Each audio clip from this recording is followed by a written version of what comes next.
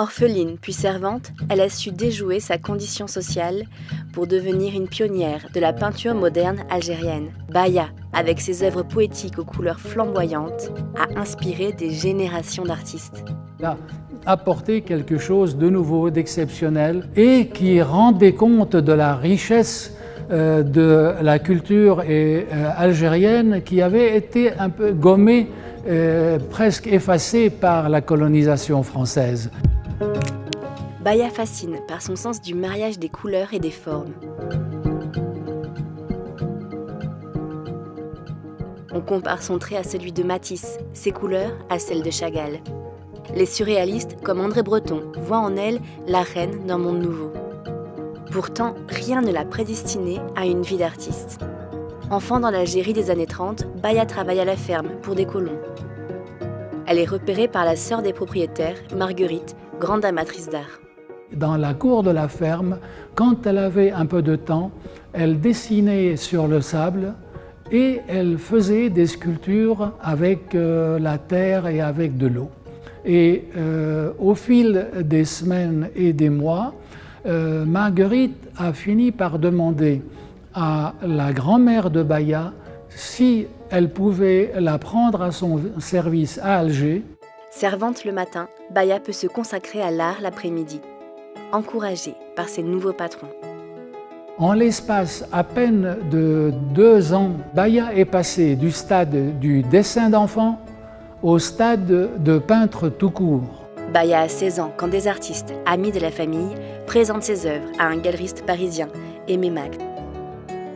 Et il était émerveillé et il lui a organisé en novembre 1947 cette première et grande exposition qui a eu un succès mais phénoménal sur le plan médiatique, sur le plan commercial, sur le plan politique aussi. Baya affirme à travers ses sculptures et peintures sa double identité arabe et kabyle. Ses personnages, toujours des femmes, représentent sa mère, peinte avec des couleurs éclatantes et dans un style unique, loin des clichés de l'orientalisme de l'époque coloniale.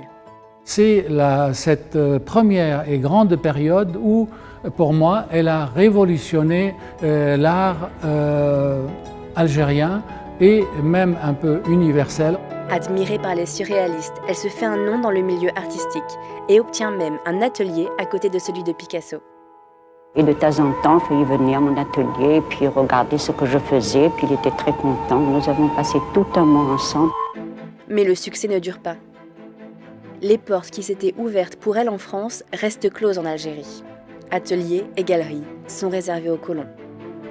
En 1953, Baya épouse un musicien de 30 ans son aîné. Pendant 10 ans, elle se consacre à sa vie de famille et abandonne son art. Mais après l'indépendance, l'Algérie connaît une phase d'effervescence culturelle qui redonne à Baya l'envie de peindre.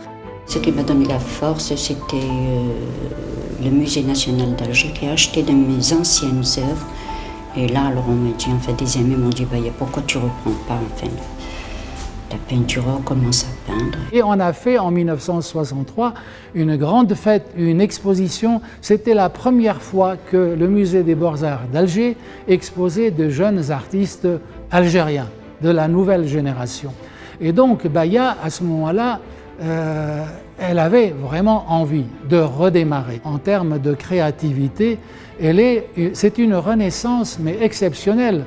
À partir de 1963 jusqu'à sa mort en 1998, elle n'a plus arrêté de peindre et de temps en temps aussi de sculpter. L'orpheline ne cessera jamais de peindre sa mère, mais représente aussi des jardins, des instruments et des natures mortes.